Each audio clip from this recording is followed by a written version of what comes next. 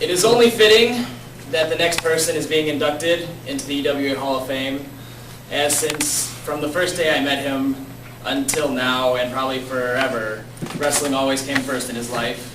More than anything else, that was always priority. Star Wars. That was always number one. No, I'd even say Star Wars came number two to that. Nope. I met Gary Hallis in 2004. We met in school. We're on the wrestling team together. From there, we shared the common bond of amateur and professional wrestling. From there, he joined our group of merry backyard wrestlers. And Mary? And by married, he means gay. Where's my ring? and started off from almost from the very beginning of ETW, one of the originators and innovators, beginning on the trampoline, moving on, gaining an entire roster of about 15 or so, all of us who were pretty good friends. But from day one,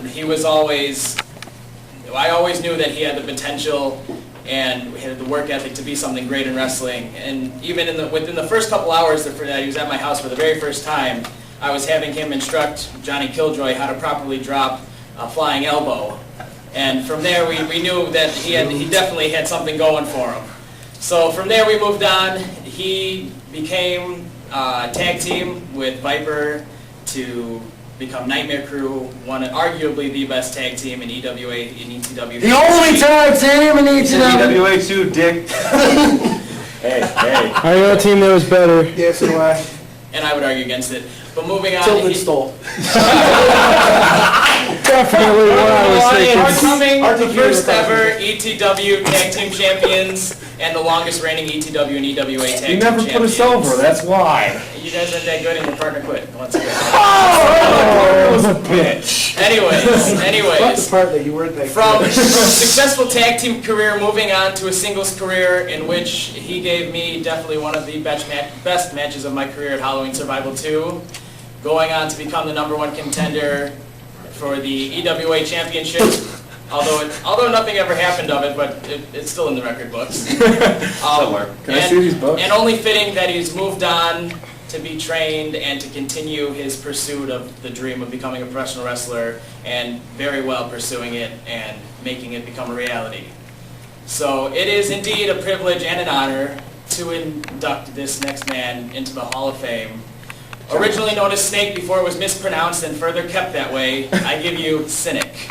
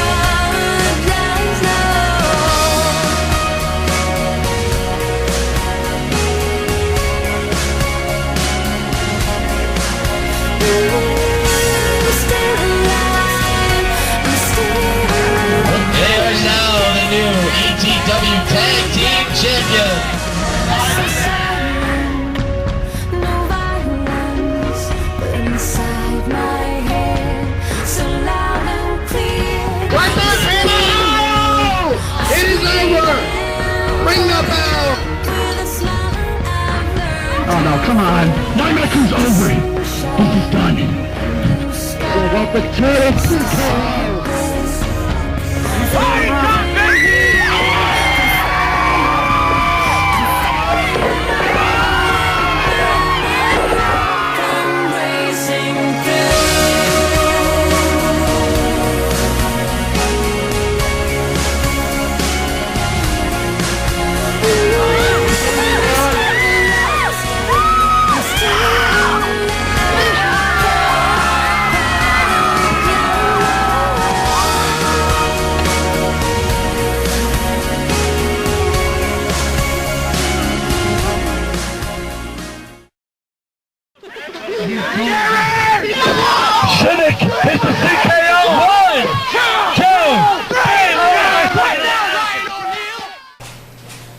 Ladies and gentlemen, the man who hit the CKO every time, my good friend, Mr. Cynake.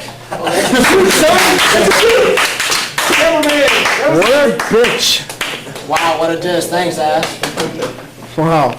Last time I put you over. Jesus.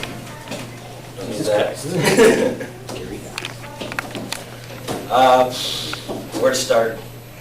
How about talking? This is why you need a manager. Yeah, I know. I guess I'll start from the beginning. I just gotta thank Matt McCalling first and foremost for getting me into backyard wrestling. If it wasn't for him, I probably wouldn't be where I am today. Because without meeting all of you, I wouldn't be the person I am today. I wouldn't have gone where I've gone today. You're welcome.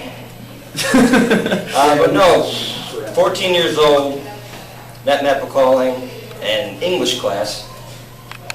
Talked about wrestling, overheard him, I think talking about something with John. And then he invited me over to my house, or his house. And then very shy, shallow kid, and all of a sudden just meeting strangers for the first time, and then all of a sudden just going over to this house to, never met Adam Crozier or John Morales. It felt strange.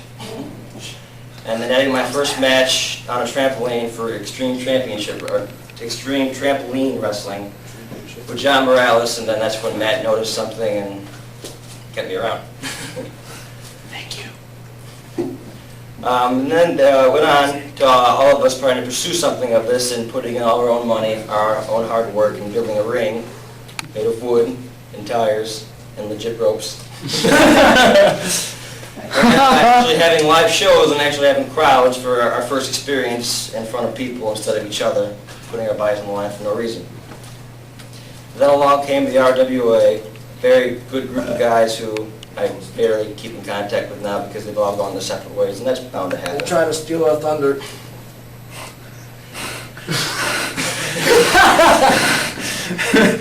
And then, Legit. and then after that, moving on to pursue better things because of a man named Ryan Garza, who found Carlos Robles, who owned Robles Boxing and Wrestling. And R2P. that got us into training with Mike Matthews, thanks to James Camione and Brian Robinson. And then, Robertson. whatever. And therefore, training ever since then, straight, going on 2 years now, going along the lines with Tony Scarpone, Bryce Benjamin, Derek Holmes, Trick Davis, and then even getting the chance to go with Jerry Lynn. And then 6 months in, which rarely happens, I got to have a match with Jerry Lynn and actually win, which was amazing. Hey, put those two people on. Yeah, put the other two people over that was in that match. Tony Scarpone. Joey And Barnes. also I got to thank Ego, because after he got released from his developmental deal, he taught me a lot of things as well. And then also I got to thank James Camione, personally, for believing in me in the yard, and then making me pursue this and stick with it. And then also starting underground wrestling.